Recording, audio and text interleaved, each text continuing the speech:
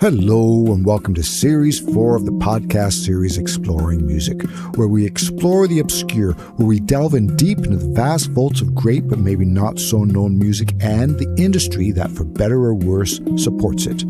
For each episode, we bring together two music industry professionals to discuss in depth an area of music or the industry that they are passionate about and have a first-hand knowledge of. My name is Lionel Lodge and I will be your reluctant moderator, preferring to let my guests do most of the talking. For this episode, which is titled The Long Arc of Jazz, we are very fortunate to have with us Rens, Newland and Martin Fuss, who collectively run Jive Music Austria. With Rens handling the label and marketing management and Martin handling the financial side, and both of them managing the A&R duties. Rens is a master guitarist from Holland who has made his unique mark on the music scene through decades of tireless, dedicated work. Starting with his early years as a pop guitarist, he quickly transitioned into blues and jazz. This evolution led him to be a part of the jazz rock revolution and the USA Billboards Charts success of his first album with the band Scope. Among his notable accomplishments over his more than 4 decades-long musical career is his work as musical director and guitarist for Gloria Gaynor and the Supremes. Rens is a quadruple musical threat. He is a guitarist, producer, composer, and orchestrator. He has recorded over a dozen mostly jazz or jazz fusion albums under his own name, plus many more with other projects like the famous Ostinato. And he is on numerous albums as a sideman. And joining Rens is Martin Fuss, whose musical education started at the age of 12 with classical clarinet lessons, but shortly after he changed to the tenor sax. He completed his studies at the Conservatory of Music Vienna, Master of Arts, and the Berklee College of Music in Boston, USA. He's one of the most demanded studio and session players, as well as a jazz soloist, in styles ranging from small jazz groups to big band, and also plays in orchestral settings. Since 1991, he is teaching at the University of Music in Vienna and is an endorser of Schragel saxophones and Diodario performing arts. Okay, so here we are. Welcome, and thank you very much for coming, Martin Fuss and Rens Newland. You guys have a long history. We'll get into that. You mean we are old? You've worked experience, together. That's what we call it. Very experienced. You've done many things along the way. Today we're going to be talking about ways about jazz music. But you guys have your own. You both are players, right? You're both producers and writers, but you have jazz is quite varied and wide. You have a sort of a distinct style of jazz that you mainly focus on in your own personal work, just to get a bit of a flavor of where you're coming from, who you are. You start. My real root is very traditional jazz. It's coming from the hard pop era. That's where I come from. But being a professional musician, I was working like in almost any field of music and almost any field of jazz music. So really from fusion to almost free jazz. So I did a lot of things, but from the bottom of my heart, I'm a straight-ahead player in a way. Okay. Cool. Yeah, from my side, it's quite different because I started with pop music, then I went into blues music, then I went into, let's say, pop fusion, and then I got into the jazz fusion, and that's, so to say, my main background is jazz fusion or rock jazz, as you call it, but still with a lot of blues in the back of my head. And then I came into, of course, I was working with jazz musicians, and then I came into the big band jazz here in Austria. And played like, let's say, like 10 years or 20 years, a lot of jazz things, and that opened my vision, of course. And I'm just also very open, and my field is really like Martin, because we're studio musicians. Right. It's between hard rock and operette. You know,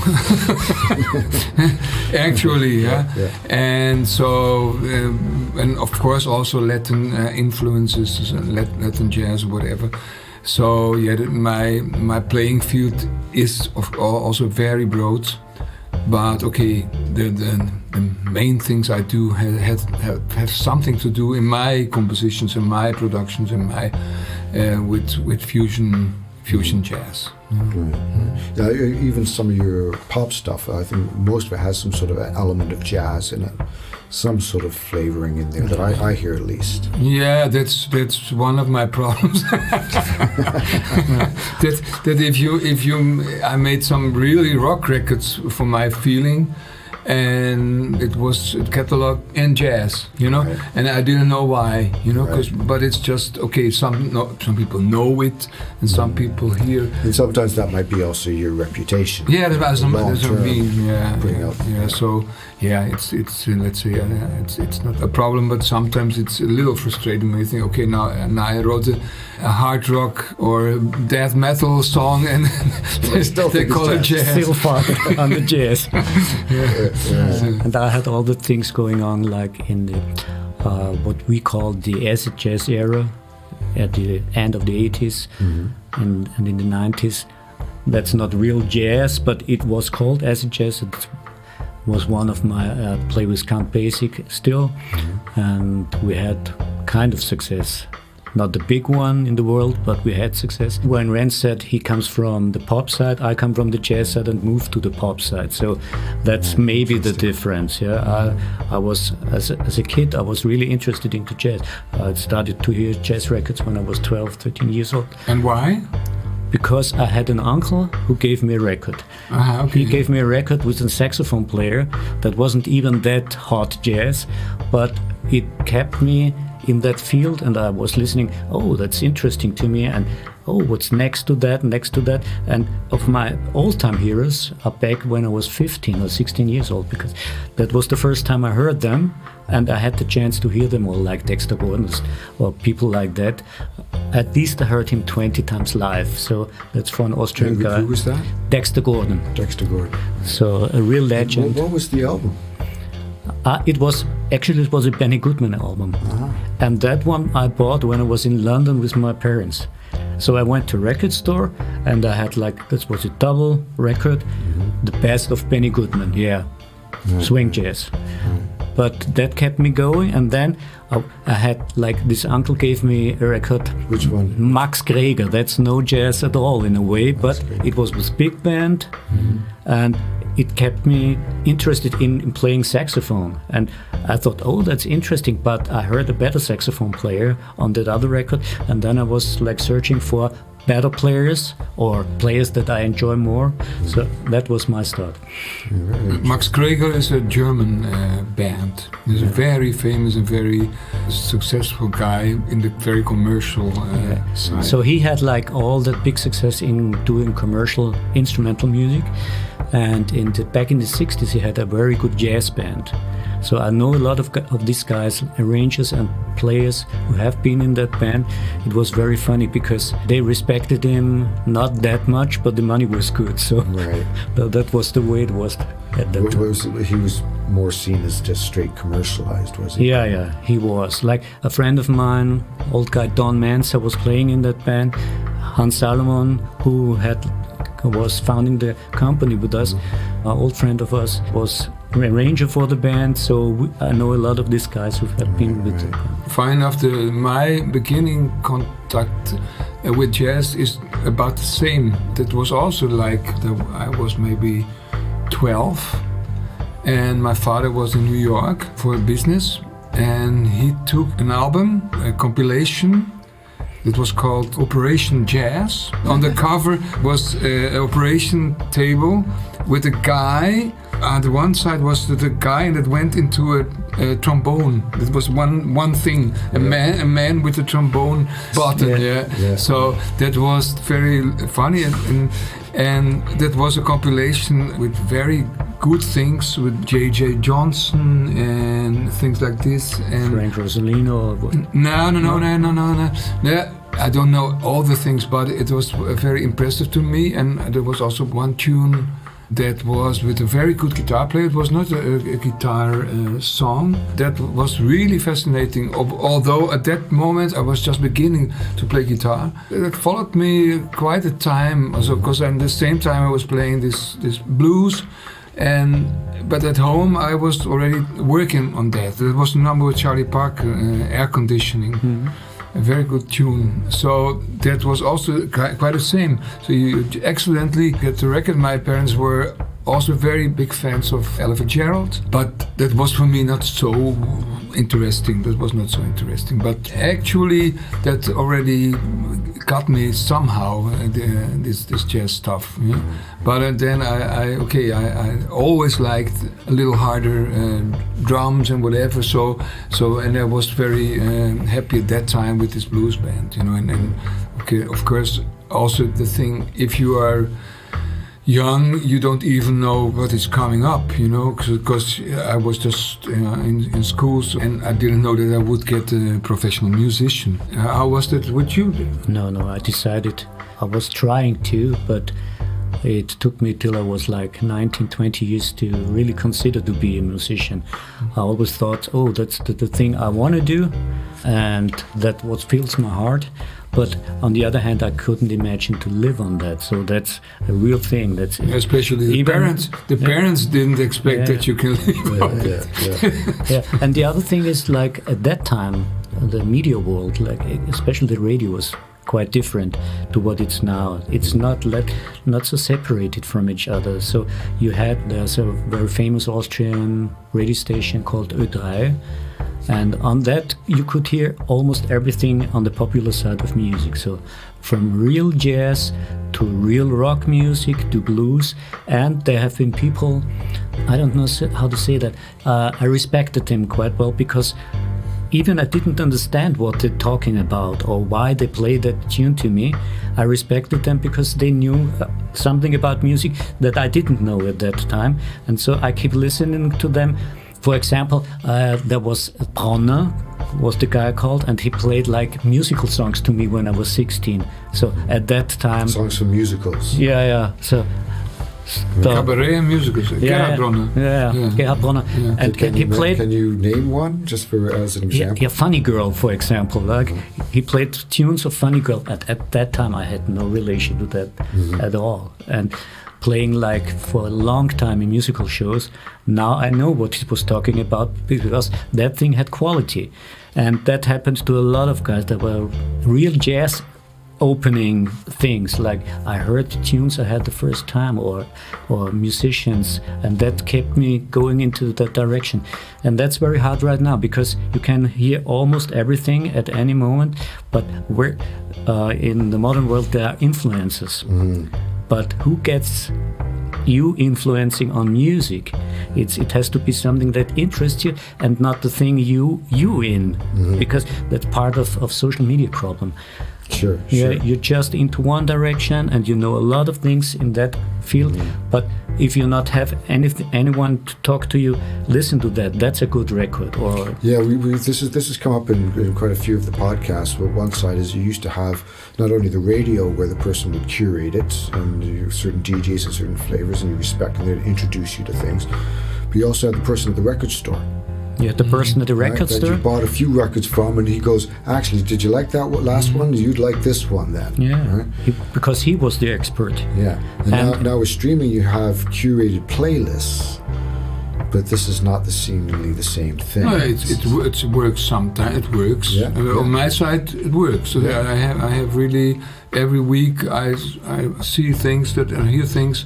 Like, that's fine. But it's too much. If you would go in a record store now, you take a record, and then the record guy could say, "Okay, I have 1 million other ones that fit to that."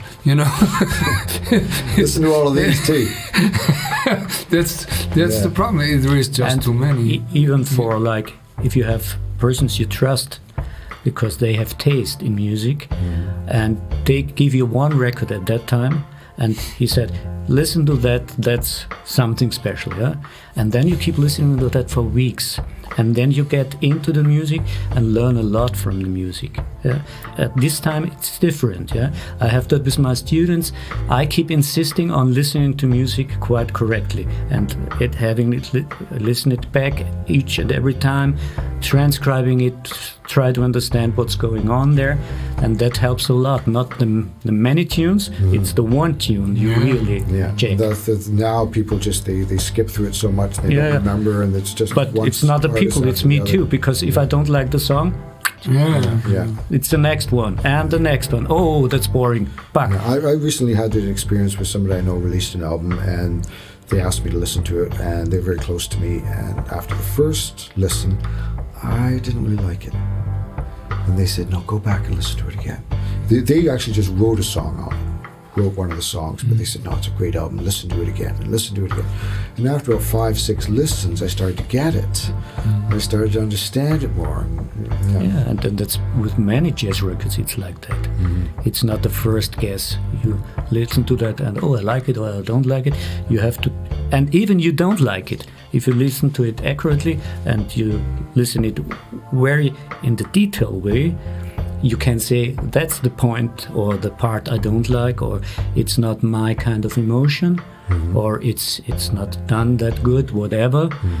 But then you know what you don't want to do. So it's not only the things you want to do, it's part of it is that you know what you not want to do. Right, and understanding the music that way. Of course, jazz is such a big thing field. that you or just understand the melodies and the harmonies and everything. You need years and years and years, you know, and so you have to find a way to get deeper into this. And I always also say, okay, if you just actually need one very good album, and just stay on it. And if you understand all this, let us say Miles Davis record, an old Miles Davis record, kind of blue, whatever, if you really understand everything what they do, then you are ready, you know. And if you can play, if you follow, that's more than a university you can ever learn. Right. Really. It's interesting what you said, Martin, about getting your students to transcribe it, to actually write it out. And so this is the arrangements, and this is each instrument. Not even transcribing is not only writing music down. For me, it's transcribing to know the melodies, to can play them by heart, to can sing them along. You know the rhythms.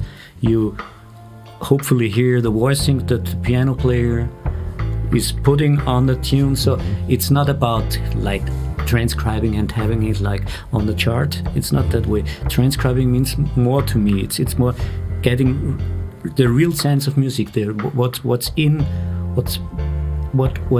makes the music sound that good. And also not just the melodies, also the improvisation. The improvisation. The jazz musicians, they listen to the whole the rhythms, you know, and try to the time feel. It's really interesting, and then you have to choose. Oh, that's my thing I want to have, and then you have really have to practice, and you have to try to get that into you what you like about the other player. But still, like things like time, you know, time in jazz. Is something very important, and that's something you even can't write. You can't write. You know, if you play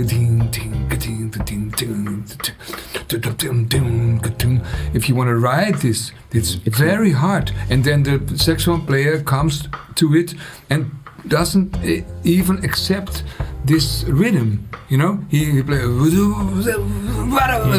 you know, and it's impossible to really write this. So you have to listen 100 times to it, just to feel it, and it can last years.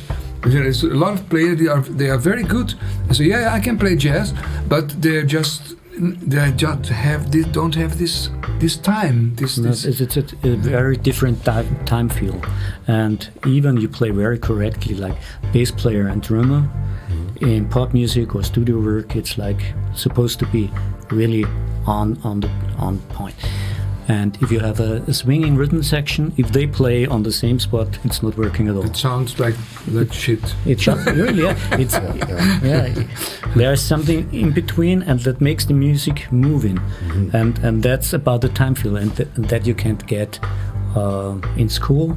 You just get it, like Rens said, you have to listen to the recording and try to understand what makes it work. It's even more like the classical music, because also a orchestra is the same thing, you know. In a classical orchestra doesn't play in time, you know, although it's but suddenly it gets slower and then it gets faster, and the director makes like this, and they play totally different actually as he is doing, you know, and the whole thing works, huh? And that's also a whole own thing in music, you know? And actually the modern pop music is on that side is very simple, you know, because you quantize, and the singer comes and you put it's all down to the 16th or the 42nd, and everything is fine. That's actually easy, you know. Of course, it's not right, because if you play with guitar, boom, boom, boom, boom, boom, boom, that should not be really on the beat, you know. That should also be. There's a human element that needs to be there. Yeah, of course. Yeah. But there are a lot of music is just very correct now. A lot of music. Of course, the singing is not correct, because you sing why, you know, the W comes before the beat and things like this, you know. So that's not so easy. Yeah. But yeah, it's a very interesting field. Yeah. Sure. Time. A certain point ago, you mentioned Hans Solomon. Yes. And how he was the arranger for this Benninger. And now I would like to go into a bit of the history of jive music. It was the three of you originally. One of my questions is, it might be an obvious answer, is why? What made it so you three guys got together and started this Jive Music, which is a jazz-based record label? Actually, there was a very bad reason for it. Because that was just the time, 1991, where the whole structure really started to change. Which structure? The structure of companies and it is like before. It was like this. Let's say in the 80s or in the 70s, you made a record, and if it's good, you had the chance on the big companies at least that they maybe would take it, and there would be a radio that maybe played it, and at that time it started to explode, you know, because of the CDs. Also the CDs started, and so we were making music, and at that time we had a project. It was Vienna Big Band Machine. Hans Solomon was the director and one of the arrangers, and we even got the chance of the radio ORF here in Vienna to record it in a new digital studio, and it is actually a very good record. It still sounds very good, and they had time to mix it again maybe and whatever, so that was very good. And then we stood there with this project that maybe try to get a record company. Right, and you Martin, you were in the same project. As players. I was playing, I was arranging. And Hans was the leader and the main arranger for the band. And Hans was supporting me from my young years old, so he was really important for my career in a way. So we had that recording, and we have been really proud about it at that time. And we played like it was, the band was playing for 5 years already, so it was not a brand new project. Right, so you need to play together.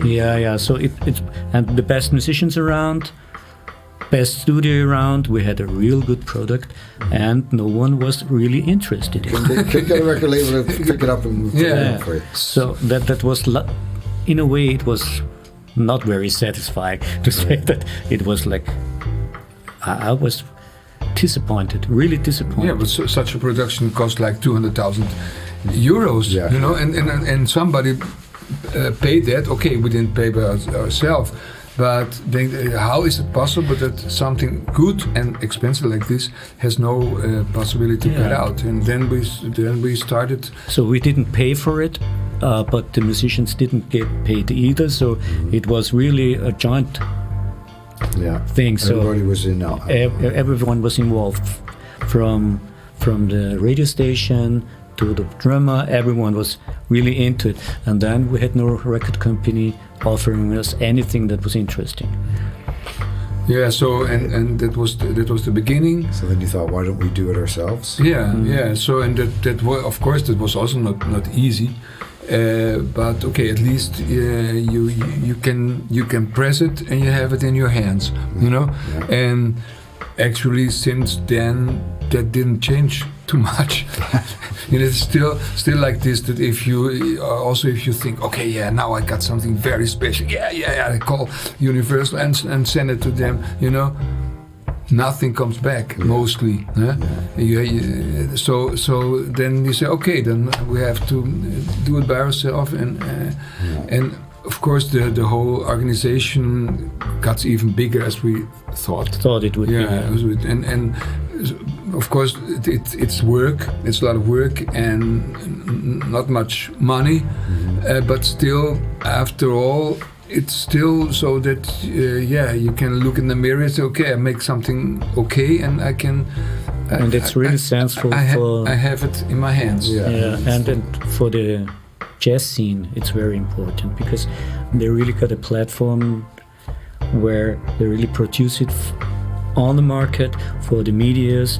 It's not that we can offer something like a worldwide promotional thing like that, but still there is something that you count on. You don't have to do it yourself. You don't have to care about all this digital and blah blah blah. It's that's what we're responsible for. Yeah, so you guys give quite a full service on it. But keep going back. So you have the first album, and you put the company together, and so now you're putting it in the stores yourselves. You just Austria or just Vienna? No, you need a distribution, of course, and we found a distribution after, I don't know, I can't remember how long that lasted.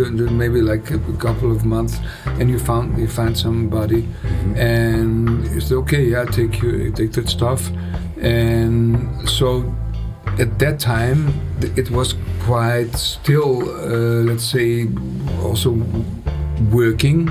There were some smaller and some bigger companies that make distribution, and we never sold a lot through the distribution. That's, I have to say, at that time at least. But it was in the shops.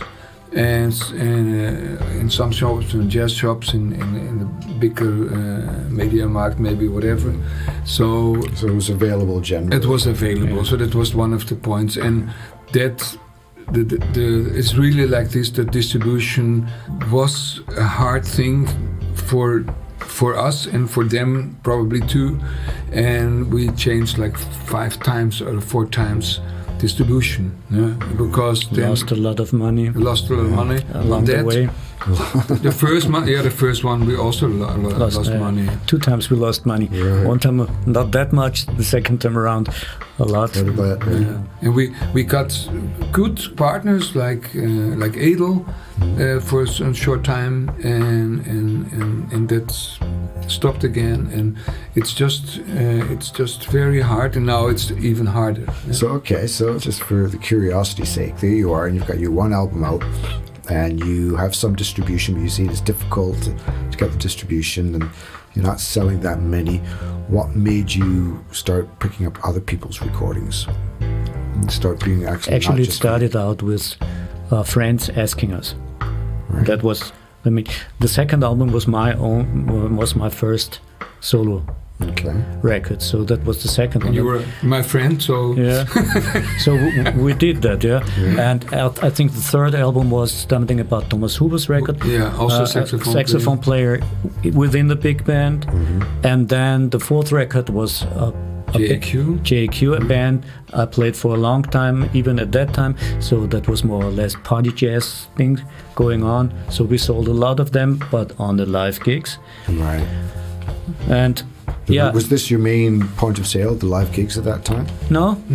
That was just that's what it's right now, because there's no need for a CD these days without live gigs. So if you have live gigs, make a record. If you don't have a live gig, concentrate on video and EPs things, but you don't have to really make a real CD, because if you don't play, you won't sell it. Sell them, yeah. And even at live gigs, it's still hard to sell. Yeah, it's not so easy, but it was never so easy, and it didn't change too much, I think, because I always had the rule 10% of the people maybe buys a record, and on most gigs it's about like this, So, because if you play and if they like it, of course, if you play in somewhere where the people eat, then you won't sell. But if there is a real concert, a real show, that's kind of a rule, and it didn't change too much actually. I remember in the first years we had a real weird situation, because our label is called Jive Music, and then all of a sudden I got a letter from a lawyer saying, "Oh, you can't use that name anymore." Yeah, because in America because there was Jive Records at that time, very big with what was it called, Backstreet Boys. They turned into a big album. And they said, "Oh, that's a trademark. You can't use that anymore." Even we had it like secured in all possible ways we thought it would be, and the funny thing about it that I said, "Oh no. Shit, what happens here?" And now we have to take a lawyer ourselves and fight for it and blah blah blah. And I called up the lawyer, Peter Schrammel, friend of ours, and he said, "Tell me the name of the lawyer from the other side, from Jive Records in Austria." And he said, "Oh, wait 2 hours, I will check that." And what happened? He went down 2 floors, went into the other lawyer's office, said, "You can't do that. What are you doing with my guys?" And it was, in the second... Of course, there were also good reasons. Yeah. Because Jive is a very general word. And this company, Jive Records, came after us in Austria. So at least in Austria, they couldn't really do this, and also you guys are Jive Music. Yeah, with Jive Music and Jive, you can't secure that as a name at all. It's a dance. It's there for everyone. Many records have been called it. There's all kinds of but it was interesting too, because I thought, they're so powerful, they will smash us. That would be really No, it was a weird situation. Bad. Well, it's great you have that lawyer. Yeah, he was the lawyer for everybody, for musicians. He was specialized also for like copyright problems and things. He was working, and he's a musician by himself. He's from the Schrammel dynasty. You know Schrammel music? Schrammel. Viennese music is like one of the late of the Schrammel dynasty. You know this? This is the Schrammel is with a guitar with real Viennese music. Right. With 2 necks. With 2 necks and with 2 necks and two violins and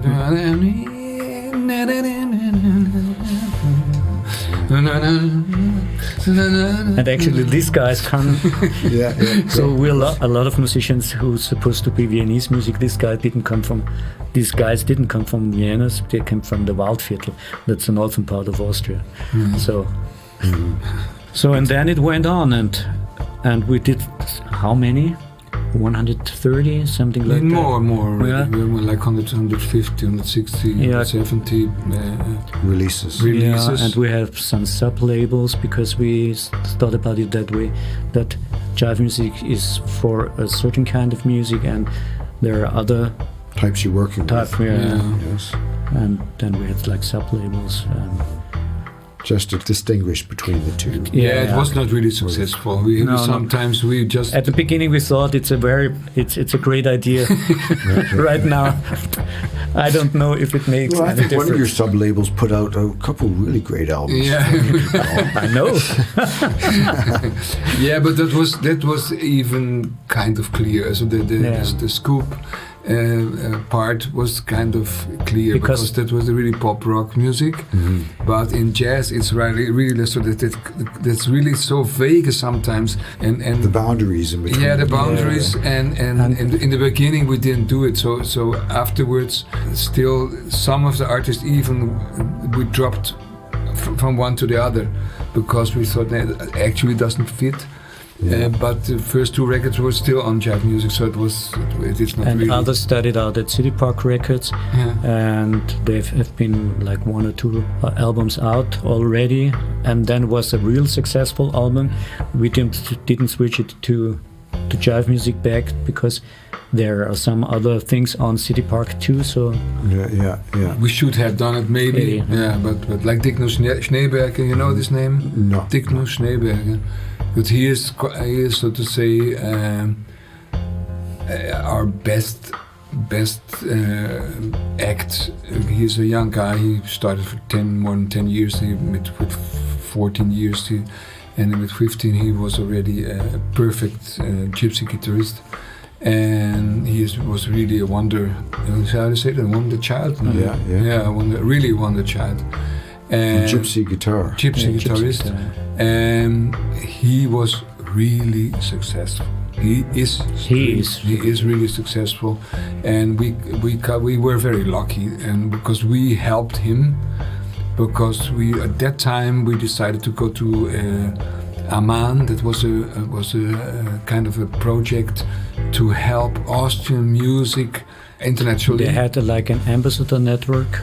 In Europe. They had one in Germany, one in England, and they had some money from the government or wherever from, and they supported the young artists, and in a way that made a lot for him easier and for us too, because at that point, and right now, I guess he's one of the 3 leading gypsy guitar players in the world. Right. And that's a small scenery, but worldwide. So it's not like in other fields, like you have pop rock things going on everywhere in the world and too much music. But if you're like a really leading and a real great gypsy guitar player, and you have the real the most important websites on your side, so they say, "Oh, keep listening to that. That's new." Right. Yeah, that's funny because now if you have a very small thing going on, if you're lucky, that's a good way, the only way to get really successful. Not if you wrote. It would be long term too, I would think, because it's not based on the time, fashions. No, not really. Because it was never in fashion and it's never out of fashion. So that's what it is. It's like it was Django Reinhardt, his name, and actually still it's like this. Almost nobody can play that good as Django Reinhardt, because he was just crazy good. And so every new gypsy starts with that, and everybody knows that, so it's a real tradition. Yeah, it's a real tradition, and some guitarists break out of this tradition, and Dickno doesn't even do this. He just keeps it in the tradition with a little variation, and so it's still working. That was for us a lucky situation, because on the one side it was really successful, and we made it because we made this decision. We made the decision to go to this embassy thing there. They gave us also input, so what we maybe should do, and they found a guy in Germany that really helped in Germany and distribution, and it really worked. And they play a very lot. They played a very lot in the trio. And so they sell tons of CDs. That's even more important than the distribution again. So for us, that was at least something that okay, we still don't get rich of it, but it's not for nothing, you have 10 records that just don't work, and then you have one record that really works, it's at least. I think that's similar to most record companies. They have that element that they still want to support the artists that aren't selling a lot, but Hopefully, you have no, 1 out actually, of they 10. don't want. Or They 1 want. out of- They have to. But you know, that's the problem is really that the big companies. I heard actually 1% of the artists are really successful, and the other 99 are not successful for their level. Yeah. But they really let you drop. You know, they drop you. If you're really not successful, then you're just out again. Of course, they help you. Of course, they think, there's money in it. And as soon as it doesn't work, they drop you. And so that's not very positive, actually. You know, because there is. The interesting thing about it is like techno has a really high quality, but if you have a high quality record, that doesn't make any difference in the market. You don't sell more of a very, very good record than of a poor record. So that makes me sometimes thinking about it. What is the miracle about having a good selling record? It's something special, and it's not about the marketing. It's just about the right time, the right music at the right time with the right player. So that possibly can make it, but not for sure. Right. I think you have a chance to do it, and you line up the right time and the right music. And you don't do that. Yeah. You hope, the universe or something else. Yeah. So someone has to help. That's the problem, you know, because if you plan things, the good thing is, of course, that nowadays at least all this music keeps available. I find it still very positive. You know, if I search for anything, I find it, and if I search for something, then I got some tips from things that's similar, and then suddenly I listen to something that I never would have listened to. That has, of course, it is amazing. It's not the database of music. It's good. Yeah, of course, it's too much. Yeah, you must be very lucky to find your way as a musician. That's very hard. But as a listener, But most of the musicians do it for themselves. That's the point. It's like you want to have it. You want to say what you want to say in music, and develop your style and develop whatever you present the way. You have this idea and this sound. It's not about. The market is one side in music, but the other side is much more important. You have to play your music, or not even your music you like, and you want to show how you play that music to the people, and that's part of it. So, and that also makes for the best music when that is the inspiration, when that heart and that reasoning behind it. It's not. And even if you're talking about make tons of money. If you're talking about jazz, it's not about money.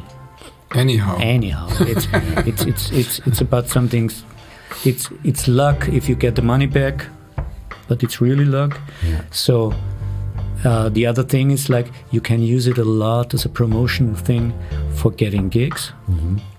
And as I said before, if you don't have any live gigs, CD doesn't make that much sense. No, except if you want to bring a concept. For example. And, you know, if you're a musician and you thought long about the concept and you make it an album, and you want it finished. You have this attachment to this physical thing. Think about where you have been involved. Like one of my records.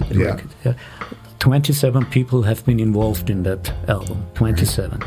You never can go on tour with anything like that. Having all the people coming together, a lot of different singers, a lot of horn players, blah blah blah. A lot of that was something like Rens said. I just one time in my life I did something that I really wanted to do, not thinking about, does that fit in that market, or can I play live? I just did it. It wasn't that successful. That's bad, but anyhow, I can still listen to that. And it makes sense in some ways, but in other ways that somebody else, well, you're never going to get rich doing that, but that's not the point. That's not the point, And I do find that the best material that I listen to, even new stuff, has that inspiration behind it. And you can hear when somebody's just trying to be famous, or somebody's just trying to do what they want to do, or they need to do. And so you guys originally said you started in 91. Yes. And then you rolled along for a few years. Some friends started asking for you to release their album. And you have this distribution, it grows, and you built it up outside of Austria. You have distribution in different parts of Europe. Do you go Yes. to America with it? No, that's The physicals? The physicals go there, but just over the internet, so over CD Baby Alliance. So they can order it online, but it's not physical distribution. Yeah, it There is kind of physical, It is. and at the beginning it was like that, because it was like our US distribution was Alliance. At them, very well sorted records, as you can buy that. It's even so that Austrian shops order on CD Baby. That's crazy. Isn't that crazy? Yeah, because I didn't they know know that if I call them here in Austria, that lasts for weeks till they get it, and there you just know what you get, and they order like 20 pieces. Yeah. And it comes a couple of days later, and then shipping is not so expensive. Yeah. It is one way that we have to use now. And before we had some partners that had something in the Benelux, in the Netherlands, and something in Italy, and something in Spain a short time, and it all didn't really work. The only thing that we had quite under control was Germany, of course, because we had some artists that also work in Germany, and techno really worked, and some like Chico Freeman. Chico Freeman is a famous saxophone player. We have him also with a couple of records, and he was really touring in Germany, and that worked. And we also sold records there over the distribution. But now, of course, it's getting less and less, because everybody is a lot of people just stream, and so now If you go to a store, you can instantly see that it's going smaller and smaller and smaller, and jazz is smaller and even smaller than the other things. So at the turn of the century, I had a record contract with an American company called Instinct Records, and they made under my name a CD overseas, and I was in each and every record store, even in the great ones like His Master's Voice, blah blah blah, but I didn't sell anything. So Right, yeah. and even now there are no other record stores left, or not that many. Not that many. Yeah. With streaming, are you noticing any? Do you get like big checks from Spotify and Apple Music for the streaming? no, we do get money of the like. Of course, you know how that is if you are played, like if you are streamed, let's say 10,000 times, maybe you get a couple of euros. Yeah. No, not even. Yeah, something like depending on the platform. Yeah. But still, because we have a quite number of stuff, like we say, Techno Sneeuwberg that's a typical example for that, because there is a kind of gypsy fans, whatever, Right. He is played 10,000s of times, really. Yeah. Every Or month. we had another example is like we have a record out with San Mera, that's a salsa band. San Mera. San Mera. And they did a cover on Fragile from Sting. And Right. if you have a tune like that in a special treatment, then it's streamed very often because they know the tune. That's and our number two. That's our number two. And so, but it's a unique flavor, but they know the Yeah. tune, and it's Yeah, interesting with the. and it's a nice recording, that's for sure. So that's Especially in South America, yeah. and the people listen to it because it's Spanish. The big guys now, they are saying, okay, it's the boom days again, and we're making so much money. The UK last year they went over £1 billion in streaming revenues just in the UK alone. Yeah. So interesting, just from the perspective of a record company your guys' size, that you are saying that is it starting to pick up? Like the CD sales went down, and everybody's saying it's the end of the industry. Yeah. It's starting to pick up. Yeah, it's really like this. It's really like that. And now it's already really more for the streaming. More revenue. Yeah. Even what comes back is so little. So it's like if I sometimes I look at the Excel sheet, and it's like Maybe we should miles of figures, and you think about it. Oh no, that many plays, that little money. Yeah. It's incredible. It's really incredible. Yeah, okay, it's a funny system, but it's on the other hand, of course, they can't pay €1 for every time No. you listen to it, But I have one funny story about it. You know the group Wolfpack? Wolfpack? Wolf, it's a funk band from America. And they, since 10 years they work, and they are pretty good and interesting, and they have a lot of fans in YouTube. They made rehearsal videos, very funky, crazy funky, and in the rehearsal room. And okay, they were on a certain point where people are very interested. Like we got like 100,000 of likes on YouTube, and actually we should tour, but we don't have money to organize a tour. Then they decided to make a record with nothing on it, just 12 tunes with just blank, just silence. And they said, they wrote in their social media, people, you listen every night to our record. You put it on if you go to sleep, and you let it roll the whole night, and then we got the money, and then we make a tour. And that's great. And that worked. And after a year, let's say, they had really $20,000 for that.